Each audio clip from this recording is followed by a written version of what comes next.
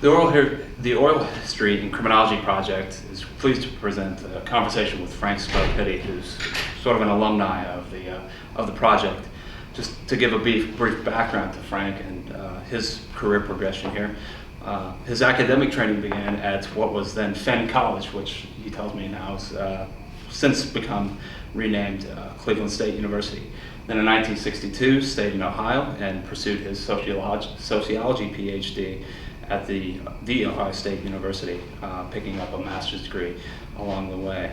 While training at Ohio State University, he was also a research associate at the Psychiatric Institute and Hospital from 1961 to 1963. And you also did some work in juvenile detention facilities prior to that as well, if memory serves. At that point in 1963, you began your academic life at the Rutgers University as an assistant professor of sociology. And then from 67 to present, you've maintained an appointment in the sociology department at the University of Delaware, serving 3 separate stints as chairman of the department, being instrumental in sort of shaping one of the better departments in all of criminology. Since retired as the Edward and Elizabeth Rosenberg Professor of Sociology and Criminal Justice at an emeritus status. Along the way, you've had visiting professorships at Sam Houston State as the George Beto Chair, and also at the University of Wales. As a part of your academic efforts, there was an enormous amount of committee work, serving on editorial boards, both within the department and the larger university, and for the wider academic community in terms of awards committees on the American Society of Criminology, for the ACGAS and the Eastern Sociological Society as well. Your early scholarship dealt with articulating one of the, in my estimation, one of the more overlooked jewels of sociological theory, with containment theory at the Ohio State University, along with Walter Reckless and Simon Dinitz. You've got a really great chapter on that, co-authored with C. Ronald Huff in a recent edition of The Origins of the American Criminology, an edited volume there. You've also done work in community-based mental health treatment. One of your earlier works, co-authored Schizophrenics in the Community, won the Hofheimer Prize for Research from the American Psychiatric Association in 1967. And you've also had a textbook on social problems that went through a couple of different editions. You've also done work in treatment for drug abuse, preventing delinquency, and most recently in a variety of different works in organized crime. Your biographical sketch is important in terms of informing some of the content of today's interaction. The good boy in a high delinquency area 40 years later appeared in Geis and Dodge's Lessons in Criminology, and I think it was instrumental in sort of sparking my interest in the history of the field. As I saw you present this particular chapter in Chicago at an ASC several years ago. Along the way, you've also earned quite a variety of honors and recognitions. You've served as the vice president of ASC in 1978-79. In 81, you were named an ASC fellow, and president also simultaneously in 1981. More recently, 1997 and 98, you chaired a crime law and deviance section for the American Sociological Association. Now, I spent a great deal of time canvassing your evolution as a criminologist. How is it that you became a criminologist? What brought you from the sociological orbit into the criminological? All right, let me tell you how I got into higher education, which is really the beginning of the story of how I became a criminologist. My family moved from a small town in western Pennsylvania to Cleveland, Ohio, when I was 12 years old. And we moved into a section of the city that was changing very rapidly. The old population was moving out to the suburbs, the new population was moving in. It was a period of disorganization, high unemployment, lot of young men and, well, principally young men. There weren't too many women on the streets in those days. Young men on the streets, the formation of some gangs and so forth. And that was kind of the environment in which I grew from the time I was about 12 years old until I graduated from college.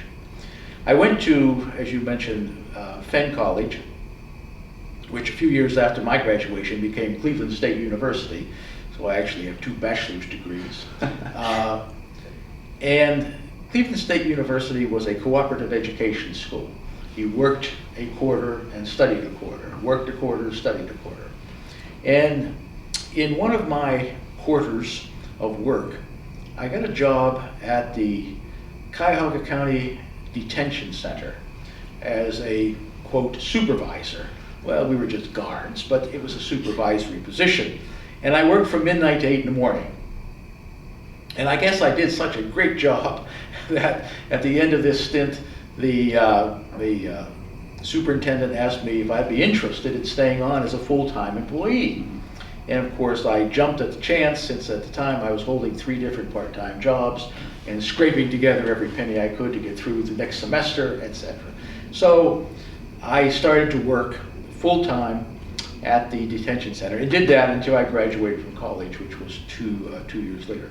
The point is that during those years, I met a lot of young men who, the kids I was responsible for were 15, 16-year-olds, and they had been adjudicated.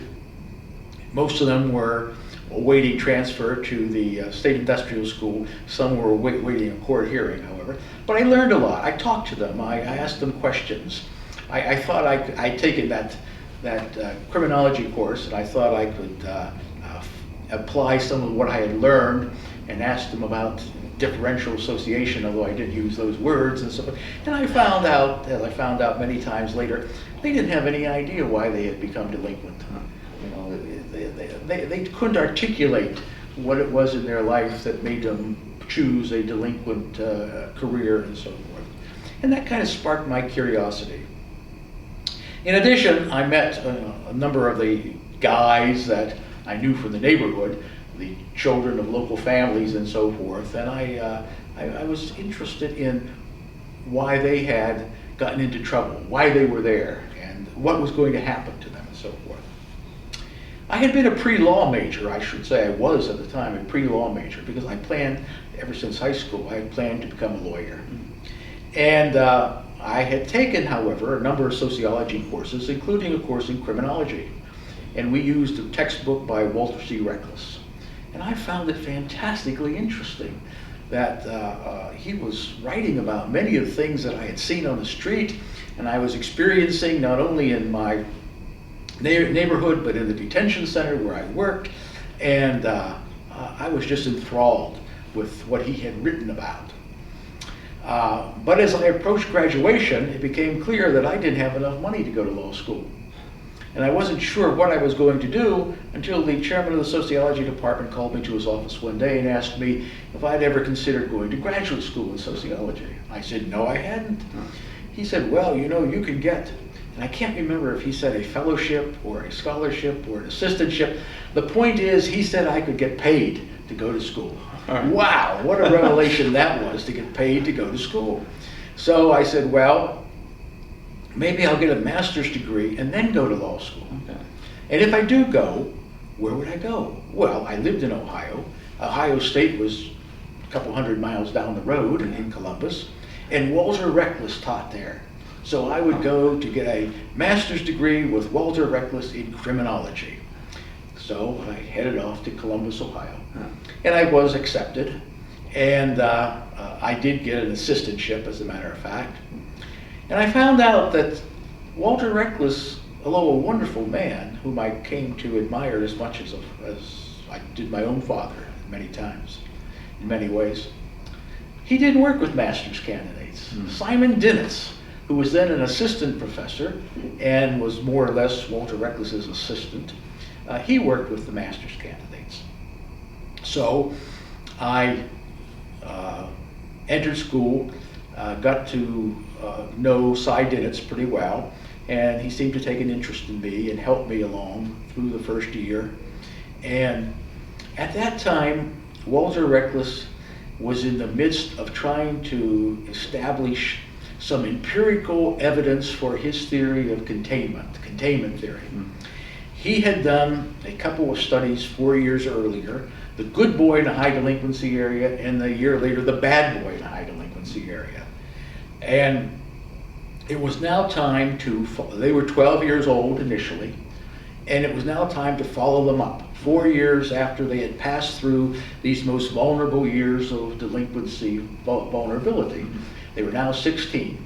And so at that time, all of Walter Reckless's students, and Cy Dinnitz's students as well, did a piece of the larger research. And so I was assigned to follow up the good boys in the high delinquency area. And I thought that was pretty neat because this was a study about me. I had been a good boy in a high delinquency area. I had never gotten into trouble. I was, I did well in school, and so forth. But I lived in a high delinquency area. And so for my master's thesis, I did a follow-up study of the good boy in a high delinquency area. And with the help of Cy Dinnitz in particular, the study was published in the American Sociological Review, my very first article in the ASR. And the other reason, I might say, I went to Ohio State, in addition to professional reason, was a personal reason. I'd been dating a girl from Antioch College, which was only 50 miles away from Columbus. And I thought, well, you know, if I'm closer, maybe that relationship would develop a little bit more and maybe a little faster. And I guess it did, because she and I have been married now for 52 years. And so I was married, and I now had a wife, and she hadn't yet finished Antioch. She was entering her senior year. So I was going to move to Yellow Springs and take a job. Walter Reckless wouldn't hear of it. So I would never get back, he said. I couldn't leave, and so on. So he arranged for things to happen that allowed me to stay in Columbus. And I started on a PhD degree. Was there some difficulty in terms of what you wanted to do with practice versus research? Was there any conflict between the two, or? No, the only practice I wanted to do was earn money. Okay. I really didn't see it as a dichotomy. You know, the other thing that happens is that when you finish, I finished at least my master's degree, everyone just assumed I'd go on for a PhD. You know, Walter assumed it, Cy Dinnitz assumed it, all my other teachers just assumed I would stay on. Pretty soon I began to assume it too. Okay. And so that's how I came to criminology. And as a PhD student, I worked with Walter Reck, as well as Cy Dinnitz, but Walter then became my advisor. Okay. And we were all working on containment theory and different aspects of this larger, almost decade-long study of good boys, bad boys, and the application of containment theory. And as for my doctoral dissertation, I did another piece of that, trying to incorporate some strain theory and so forth into the context of differential association. So before I knew it, I was a criminologist. Years later, I would meet people for the first time, and they would say, "Ah, the good boy in a high delinquency area." And that became my identity, as a matter of fact. So whatever became of containment theory, can you walk me through its sort of life course? Well, containment theory is supposedly the interplay of what Walter Reckless called intercontainments and outer containments. Inner containments were those individualized factors within oneself. And he thought of this as one's self-concept, one's concept of self, which was either good or bad, which would keep you protected or not. And he used terms like buffers and insulation and so forth. Okay. And the buffer would be against those external elements, the outer things that would be hitting upon you, pushing you or pulling you towards delinquency, the neighborhood, bad companions, and so forth. And if your inner strength, if your self-concept was strong enough, it could ward these things off. Okay. You wouldn't be susceptible to the bad neighborhood. And he would say, just the way you, pointing to me, just the way we're not susceptible to the delinquent kids in your neighborhood, and how you kept your nose clean and stayed in school and so forth. Well, I began to believe that. And as a matter of fact, to a certain extent, I still believe it 50 years later. Many studies, a number of studies were published trying to validate containment theory. The containment theory, kind of control theory, obviously. Yeah. Containment theory did not fare very well in the literature. Right. It was criticized by a number of scholars who read the work and pointed out shortcomings in the conceptualization, the research, the choice of subjects, and so forth. Okay. And on a personal note, I was young enough to kind of say, well, that's too bad, and you go on with your life, and you go on with your career. And to a large extent, Cy Dinitz did the same thing. He went on to a great deal of very important work in the discipline and so on. Professor Reckless was elderly. Of course, he was about my age, the age I am now. Yeah. But we saw him as elderly. And this was his attempt to establish a place in the larger theoretical world of criminology. There had been a kind of implicit competition with Sutherland. They had been contemporaries. Okay. Both came out of University of Chicago. They had been contemporaries. Sutherland was, of course, a large figure in the field at the time, as he continues to be today, differential association. And Professor Reckless had done a number of studies and so on, but nothing that was as important or received as well as differential association. This was his attempt to stay in the theoretical literature for all time. And of course, with all the criticisms of the field, that came from the field of the containment theory, this began to slip away. And he, in addition to that, I might add that he and Cy Dinitz implemented a large program in the Columbus Public Schools in which they attempted to alter the self-concept of pre-delinquents and to enhance the self-concept of those kids who had not yet made a delinquent commitment. And after several years and a lot of research, it appeared that this had been ineffective. Okay. The self-concepts were not changed. There was no difference in the outcome, the behavioral outcomes of the kids who had been in these special classes and those who hadn't, and so forth. So that was a disappointment. So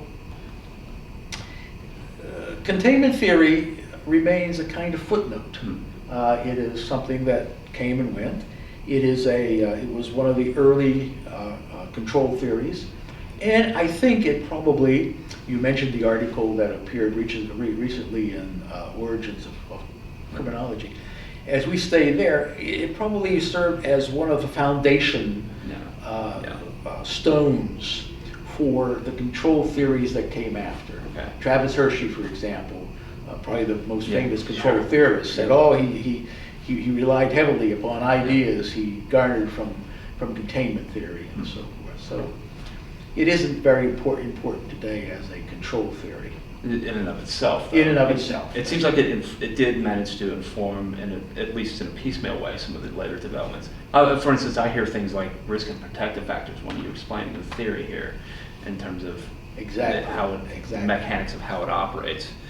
Now, looking at the body of the work that you've done over the course of your career, do you think it's all part of a single unitary narrative, or do you think of them as sort of separate research projects? My career has been very eclectic.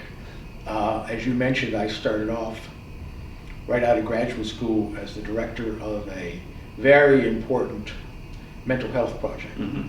There had been no attempts to establish the efficacy of caring for schizophrenics in the community, Yeah. those who would otherwise be hospitalized. We had not yet talked about a community mental health movement that hadn't been born yet.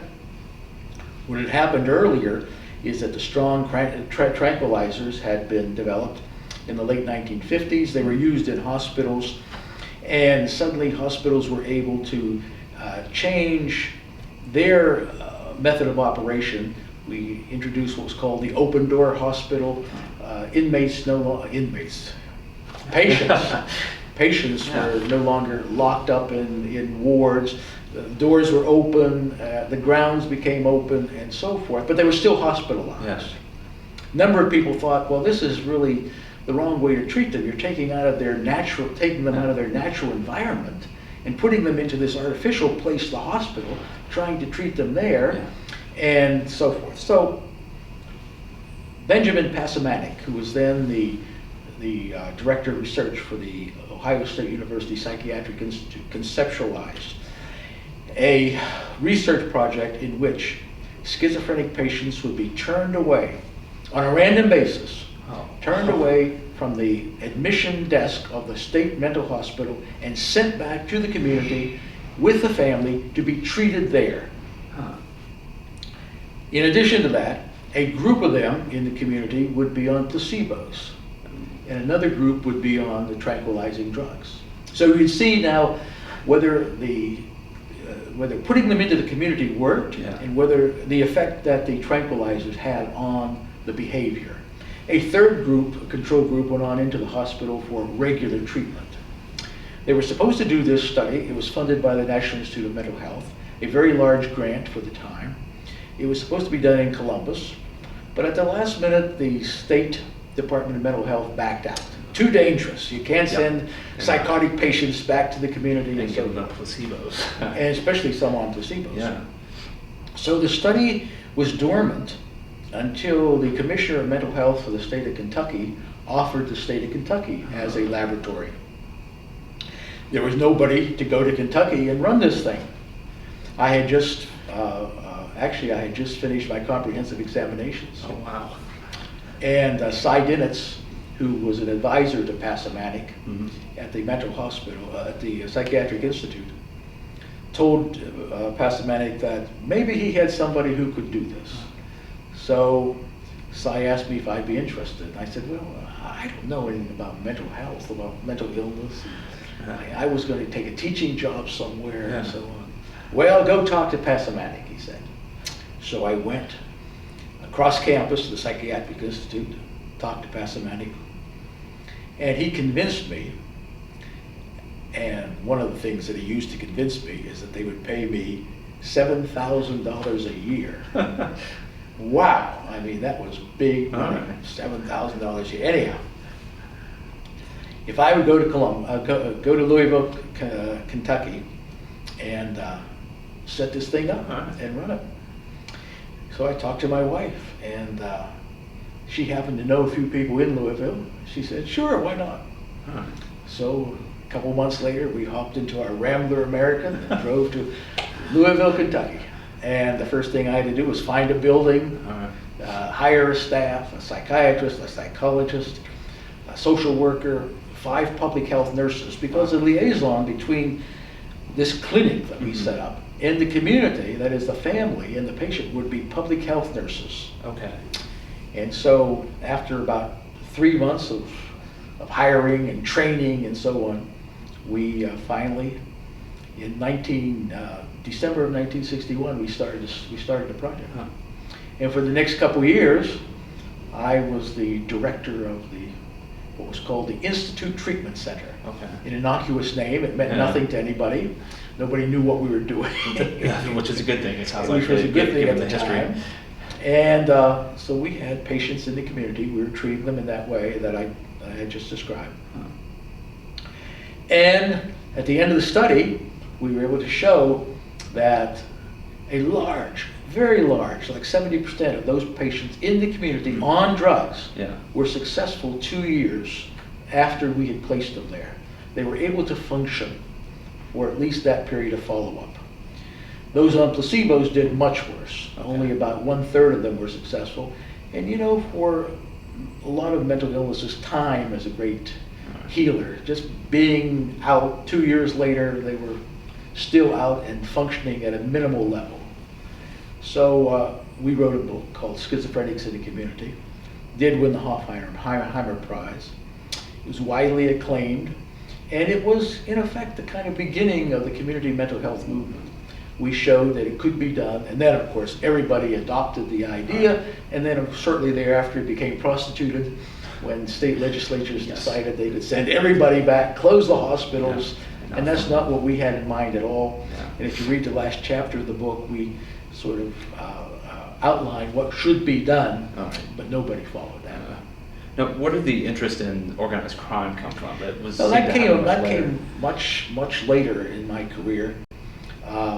I had been chairman of the sociology department for about 10 years, and I took a leave. I was on sabbatical leave, and I took a visiting professorship in Cardiff, Wales. Okay.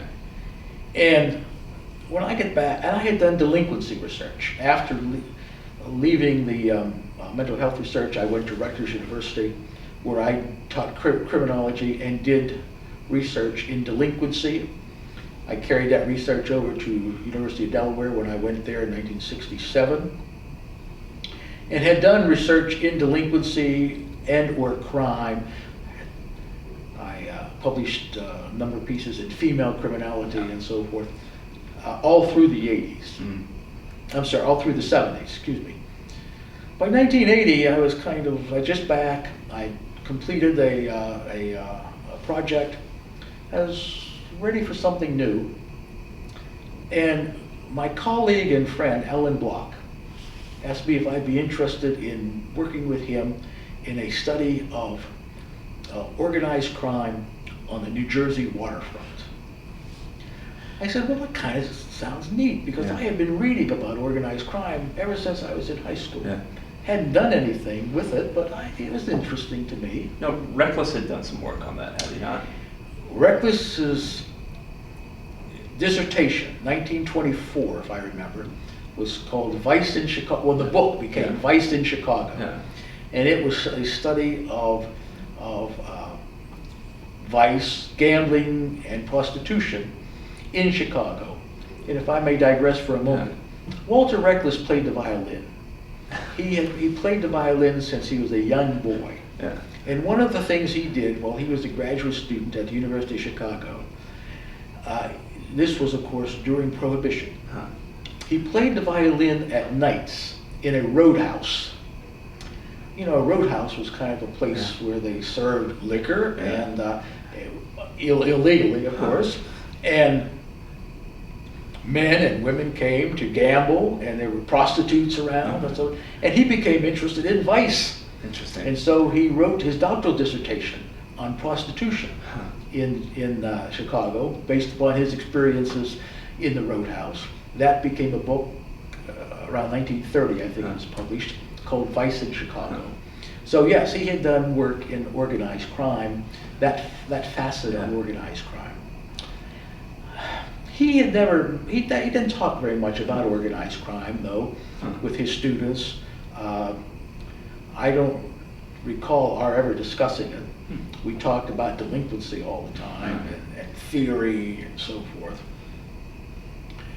So Block asked me if I'd like to work on a study of waterfront organized crime. We went to New York to talk to a person who had headed up a state senate committee investigating waterfront crime. And in our conversation, he mentioned a person and said, oh, you know, he made $6 million last year dumping chemicals too. Well, Block and I didn't know what he was talking about, dumping chemicals. We hadn't heard anything about that. So we pursued that. What are you talking about? And he began to tell us about their discovering that organized crime was intimately involved in the disposal of toxic waste, which had grown out of organized crime involvement in the waste industry. Organized crime had been instrumental, particularly in the Northeast, instrumental in the waste industry, collection of garbage and disposal of garbage. And that had been going on for a number of years, perhaps as far back as the tail end of the Depression. Organized crime became involved in hauling waste. And of course, in the 1970s, when there were enormous amounts of toxic chemicals to be disposed of, 1976, the federal government passed its first law saying, you just can't dump these things anymore, anywhere you wish. You have to dispose of them in certain ways and so forth. And companies, including many Fortune 500 companies, had been disposing of toxic waste in a pell-mell way that became, that was very dangerous. And so along came a waste company that said, hey, we can do this for you. All right. And so these Fortune 500 companies said, okay, are you licensed? Oh, sure, we have a license to haul garbage. Okay. And so they became toxic waste haulers and disposers. And how they disposed of it, of course, was by dumping it along the side of rural roads, running a hose from the back of a truck into a cornfield. Best way, most interesting way is they'd start up in North Jersey in a 6,000 gallon tanker on a rainy night and open the faucets to just a drizzle, and then drive to Washington and around the Beltway and then drive back. And by the time they got home, 6,000 gallons of toxic fluid was gone. And of course, they were paying thousands and thousands to dispose of it, and it cost them virtually nothing. So the profit was enormous. And that became of great interest to us. And so for the next 3.5 to 4 years, we researched that, he and I. And we researched it by talking to a lot of truckers, haulers, by examining records of all sorts of investigations, grand juries, and so forth and so on. Looking at we did it the best way that we could. And in 1985, we published a book called Poisoning for Profit, which was about the role of organized crime in the toxic waste industry, which was also about the role of organized crime in the solid waste industry. So what leads from one research interest to another? You just exhaust it and you're... Yeah, well, for me, it was sort of boredom. I get tired of, the same thing. I want to go off and do different things. I'd always been interested in social problems. You mentioned that I've written, I wrote a basic social problems book that went through 6 editions, actually. So it was rewritten, and so on. And I was always interested in the things that negatively affect our lives. I never really went off and did the kind of research that I oftentimes wanted to do, like origins of poverty and housing and so forth, those important social problem areas. So I had these sort of eclectic interests, and when the opportunity came up to do something else, maybe I didn't have the courage to leave my discipline, that is, to just sort of branch out on something new. I stayed within criminology. And by that time, I had been very active in the American Society of Criminology. I'd served as president of the ASC. So I was kind of established in this discipline. And I didn't want to abandon it, so I just continued my work in one aspect or another of criminology. And I did that until I retired. Now, could you talk a little bit about being part of being sort of an architect, if you will, in terms of building the infrastructure of the profession of criminology? You've done an awful lot of work in that regard. Well, criminology was a subdivision of sociology when I was in graduate school and for a long time after that. there were only a couple of criminology programs in the United States, just a couple. And most of those programs were focused on corrections. Okay. I think of one at Florida State, for example, which is quite old, but it was essentially, in those days, a correctional program. You wanted to study criminology, you went to a sociology department like Ohio State, and you worked with somebody like Walter Reckless, or you went to Indiana and worked with Edwin Sutherland, and so forth. In the 1960s, in 1968, as you know, we had two important assassinations, Martin Luther King and Robert Kennedy. And as a result of that, and other things that were going on, the civil rights movement, there was urban unrest, a commission was established. The President's Commission on Crime, Correction, and Criminal Justice. And as a result of that, the recommendation was that there be college-level education in criminal justice. That was, in addition to that, a lot of money was made available. There was a unit of the Justice Department called OCJET, the Office of Criminal Justice Education and Training. And they had a lot of money to dispense to post-secondary education programs, colleges, junior colleges who wanted to implement what was then called a criminal justice curriculum. Well, that criminal justice curriculum quickly morphed into, or I should put it the other way around, the old criminology programs morphed into criminal justice curricula because that's where the money was. And so colleges and universities all over the country established criminal justice programs. And the initial instructors in these new criminal justice programs were not PhDs in criminology because there weren't very many of them. And they weren't PhDs in criminal justice because there weren't any of them practically. They were police officers primarily. You retire as a captain in the New York City Police Department, you get a job as a professor somewhere teaching criminal justice. And a number of folks were concerned about that, and they were concerned about establishing more academically based programs in criminology and criminal justice training and so forth. And so, the University of Delaware was a university where, as chair of the sociology department, the dean called me in one day and said, "We're going to go after some of that money, and we're going to establish a criminal justice program, and I want you to chair a committee to design it." I had no interest in criminal justice, very honestly. It was obviously very close to sociology and to criminology, but it was an applied area. It was about the administration of justice, and that's not what I had thought that I would be interested in. But nevertheless, I did what the dean asked. And I said, well, if we're going to do it, we're going to make this an arts and science program. It's going to be a program that is justifiably within the College of Arts and Science. It's going to be based in the liberal arts tradition. And so we designed a program like that, and we implemented it. A new program in criminal justice was established, and it was independent of sociology, so I really didn't have anything to do with it once it became an autonomous program within the college. But those are the things that sparked my interest in criminal justice education, the discipline of criminal justice.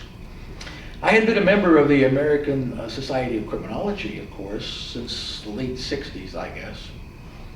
And at the time, the American Society of Criminology was run by what we young Turks called the old boys. And there wasn't much room for young whippersnappers like us, you know, those of us who were in our 30s and early 40s.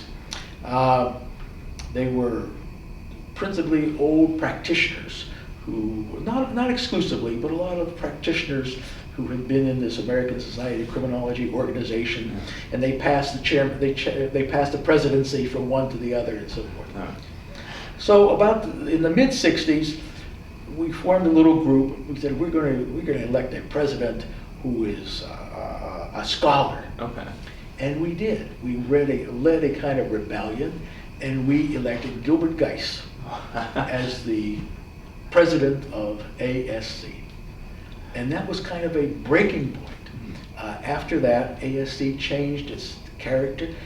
And I think because of that new orientation, a more academic orientation, a more research orientation, a lot of the people who had been practitioner-oriented became disenchanted, and they formed the Academy of Criminal Justice Sciences, which was much more practically oriented. So as a result of that, I served on committees in ASC. I was elected vice president, and then in 1980, I was elected president for 1981. My interest in the discipline was also heightened by the fact that this organization I named earlier, OCJET, Office of Criminal Justice Education and Training, gave a grant jointly to ASC and ACJS to establish a commission on criminology and criminal justice education and training. And I was named to that commission. There were a couple members from ASC and a couple members from ACJS. And we worked for several years, and we studied the disciplines now, there are now two, and we made recommendations and so on. But that activity made me more aware of what was going on around the country in terms of criminology and criminal justice education. And I wrote a couple papers on that, appearing somewhere. So that's my story. And if you look back on your career, so a retrospective here, which accomplishments fill you with the most pride?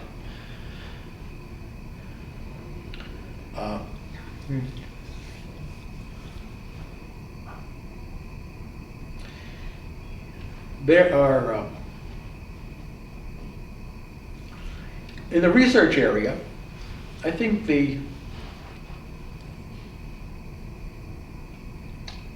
let me start again. No.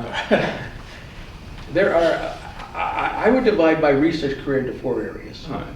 One is mental health, one is juvenile delinquency, another is organized crime or toxic waste disposal, and the fourth is drug treatment and rehabilitation, if you will. Those are the four areas in which I've done most of my research and writing. Of those four areas, I think the two areas that contributed most to the larger good is the mental health research, because it really did, it was a pioneering study and established a new way of treating the mentally ill. And it's a way that continues to be very, very important. I wish it were a little different, but nevertheless it's still very important to get people who have mental illnesses out of those state mental institutions, treat them in a more hospitable environment and so forth. And I think our research made a contribution toward that end. The toxic waste disposal research, although it was very controversial, also made an important contribution. Many people became aware of a problem that they didn't know existed before that. Legislative committees used that research to base new laws about organized crime involvement in toxic waste disposal, in the waste industry. For a while, I was a kind of spokesperson for the movement, a green movement of disposing of waste, toxic waste in a much safer, saner way. I gave talks all over the country and appeared on different radio and TV shows and so forth. And our book was the basis for all that. And so I think that made an important contribution to what I've always been interested in is the greater good. Yeah. You know, I've never been interested in doing research just for research's sake. I've always wanted to do research that had an important impact upon the way we live and the way the conditions under which we live and so forth. Now, I think our delinquency work was important. Other scholars used it and so forth. Frida Adler talks about our early work. She and I were two of the early pioneers in female criminality, the study of female crime. I think she and I were on the same panel the first time female crime was discussed at an ASC meeting. The room was packed, by the way, and I was the only man on the panel. And those are important contributions. And the last stage of my research was on therapeutic communities in drug treatment programs, and then lastly, how drug courts are used and the effectiveness of drug courts. And that's when I ended my career. When I finished my last report and sent it to the National Institute on Drug Abuse, I said, it's time to retire. Now, some of this work probably evoked some reaction, and I'm thinking specifically of some of your toxic waste stuff. Now, how has it endured some of the reaction, do you think? How is it able to persevere or have a long-lasting impact? Well, I think it has had a long-lasting impact because of the change in legislation. Okay. If you look at federal legislation, sure, and many state legislation initiatives that have created since then. Yeah. In New Jersey, for example, which was a kind of the place where we based most of our field work and cited most of the cases in New Jersey, because they were just egregious in the permission, in their permitting this practice to go on.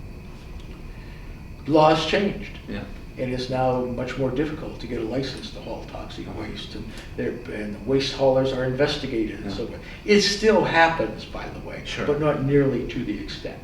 Now that book, Poisoning for Profit, was controversial because it engendered a lawsuit.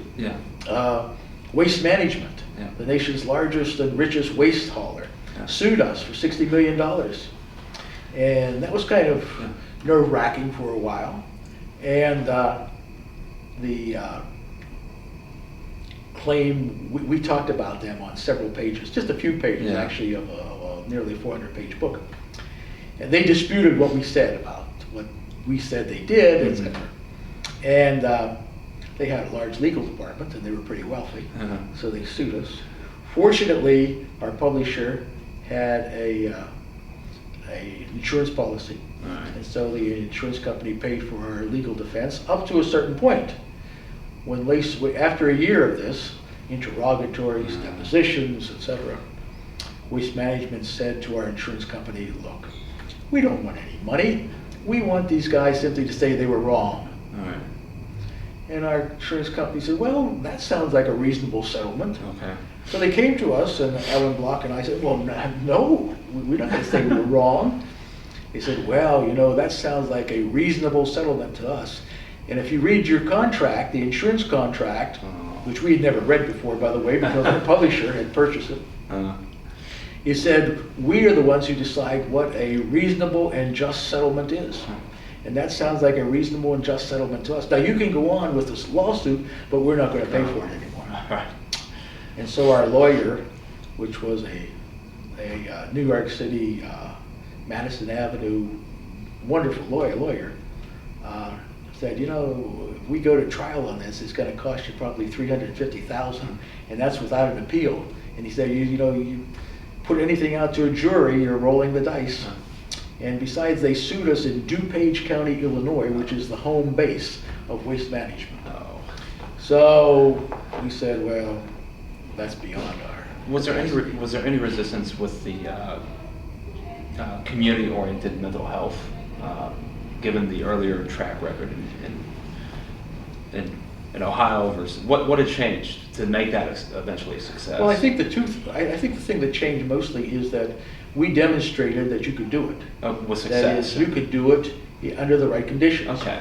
We demonstrated that using public health nurses All right. with a clinical base of, All right. of a psychiatrist, psychologist, social worker. But the people who went out Yeah. to the homes, Mhm. talked to the parents or the spouses, Okay. delivered the medications, checked on the patient's progress every week or more often, were public health nurses. Okay. And they were available out there. You didn't have to train some whole new discipline of All right. workers and so forth. So it was feasible to do this. So you were able to allay community fears We about. were able to allay community fears. We, in Louisville, we engaged the local psychiatric community, all the private psychiatrists. I talked to them. I had meetings with them. We brought them to dinners and explained what we were doing and so forth. And once we published a study, and it was recognized by the American Psychiatric Association as an important contribution, All right. and as kind of a trailblazing work, the psychiatric community came around. And then, of course, what we didn't count on was that the politicians accepted it very quickly, All right. because they saw a way of cutting budgets. Yeah. You could close the mental hospital. All right. Okay? If you could do it for this group, why couldn't you do it for a much larger group? And of course, the Community Mental Health Initiative of the federal government called for the establishment of community mental health clinics Okay. all over the country that were to, in effect, implement these community programs. What happened is that just a few of them were established. They never were established all over the country. States were told to do it yourself. In the meantime, hospitals had closed. Communities now were facing homeless people who ordinarily would have been in the hospital. They had no place to go. There was no community treatment, and so forth. And so it deteriorated in that way. But I think what changed is the impact of research. Okay. Huh. Now, thinking about future generations of scholars here in terms of maybe how your career pattern unfolded, are there any regrets, things that you might have done differently? Well, I think my greatest regret was that I did not do more work in social structure. Okay. That is, I didn't do more work on those things in the social structure that impinge negatively upon us, and particularly upon vulnerable people. I mentioned earlier poverty, Mm-hmm. housing, employment, all those things that when you put them together Mhm. into a package, just smack those people who are Okay. already vulnerable. They can't climb out of that hole that they have themselves in, or they're put into. And I guess if I had any regret, is that it would be that I wish I had done more work on those areas. Instead of focusing, as I did to a large extent, on therapeutic communities and looking at individual factors and so forth. To this day, I'm confident that crime, delinquency, whatever, is a combination of individual factors and social factors, internal and external, as Walter Reckless would talk about it 50 years ago. That is, there are good boys in high delinquency areas. Yeah. Why do they stay good? If bad companions are part of the ideological formula, if poverty pushes people towards deviance, and so what makes them immune? So there are some individual factors, Yeah. but at the same time, there are external factors that are strong and positive, Yeah. and even with a weak self-concept, a strong family, Mhm. strong neighborhood, good peer group, all these things keep you on the straight and narrow. Huh. So it's a combination of both. Yeah. Hearing all really big resonance with sociology in terms of your general approach here. Yes. Deeply rooted in that tradition. I am a sociologist. Sure. I've worked in criminology, but I have always been a sociologist. Now, thinking about sort of the overall state of the field here, what do you think of give a general assessment of the state of the field in terms of its intellectual vitality, its health, and what do you see as sort of some of the major issues that on the horizon that you would point in the direction of criminology maybe needing to put on its agenda? No higher education program grew faster than criminal justice and criminology. Yeah. I mean, from the late 60s when there were only a handful of programs to the end of the 70s when there were over 1,500 programs with degrees in criminology and criminal justice. That I don't think there's any discipline that grew faster. And that's good and bad. It's good because it was needed. It's bad because that kind of growth rate meant that there's a lot of weakness involved. And I think it's taken another decade. It took another decade to overcome that. Criminal justice programs were not looked upon with much favor in higher education in the first decade or so of their existence. They were weak programs. They were not on any par with the history department or philosophy. So, I mean, and that was one of the problems that we faced at Delaware when we tried to get the program through the faculty senate. It would be a weak academic program because of the very nature of the subject matter and because of the lack of teachers, of academicians and researchers in the area at the time. Mm-hmm. But we did it anyhow, and I think we have overcome it. But generally, that has been the case in most places. The criminal justice programs in particular have been looked upon as the weak sisters in the academic community. Over the course of the last, 40 years maybe, that has begun to change. And it's changed because more young people were attracted to criminal justice and criminology. They flooded our programs. And from those young people who came to our undergraduate programs, a number of them decided to go on to get higher education, or I should say postgraduate degrees, PhDs, to join academia, to bring a new rigor to the research and to the teaching. So that has increased tremendously.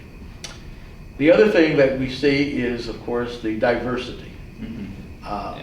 When I came to criminology in my first years in the American Society of Criminology, you could count the women who were walking around. Let me just give you another little anecdote. The first criminology ASC meeting that I attended was in late 1960s. We met at NYU in one room, and there must have been 100 of us maybe. And the panels changed in front of us. We didn't go from panel to panel, the panels came to us.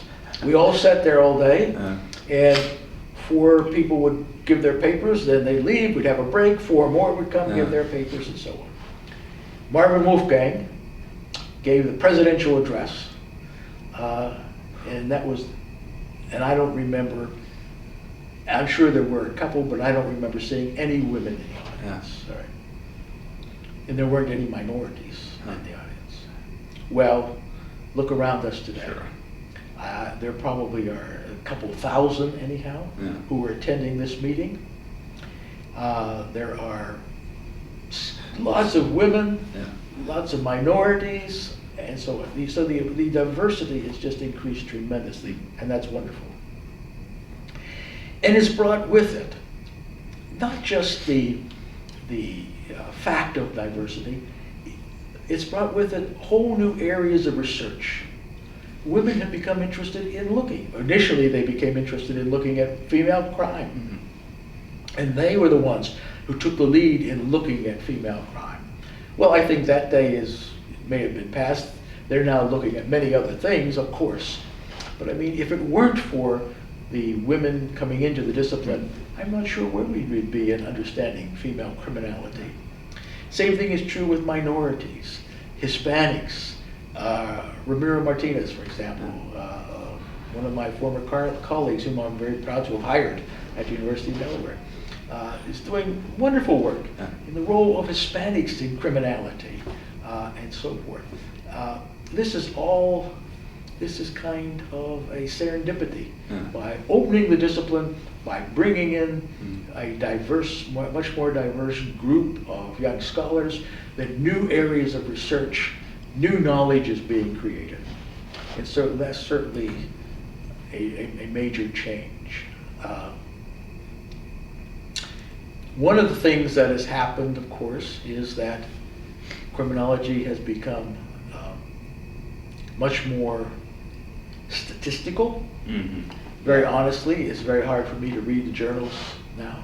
I am not trained at that level of statistical manipulation and understanding. And I think that there's something lost there. There's a kind of human element that may be lost. I've always been not a participant observer, but I believed in participating. Mm-hmm. That is, being on the street, talking to people, understanding your subjects, and not just statistical manipulation of data that they provide. So, I don't know, now I've been retired a few years, so I must confess to you that I'm not trying to keep up. It's too cumbersome to keep up. The number of publications is overwhelming. Yes. Not only books, but journals, articles. You just can't, even within your sub-specialty of criminology, it's impossible to keep up with everything that's being written. Just this knowledge explosion certainly characterizes our field as well as other fields, of course, but it certainly characterizes our field. So there's a lot of research to do. Okay. There's a lot of unexplained things happening out there that we need to know more about, we need to understand. We're still not quite sure what makes the good boy in a high delinquency area the good boy, right? So, and I'll never find out. So somebody will come along and do that kind of research. Many questions yet to be asked. Many questions yet to be asked. Interesting, looking out on the horizon there. It's interesting kind of getting your perspective, your prolonged career here. I'd like to thank you for participating in the project and giving us your thoughts on the state of criminology and its evolution here. So, Thanks for asking me.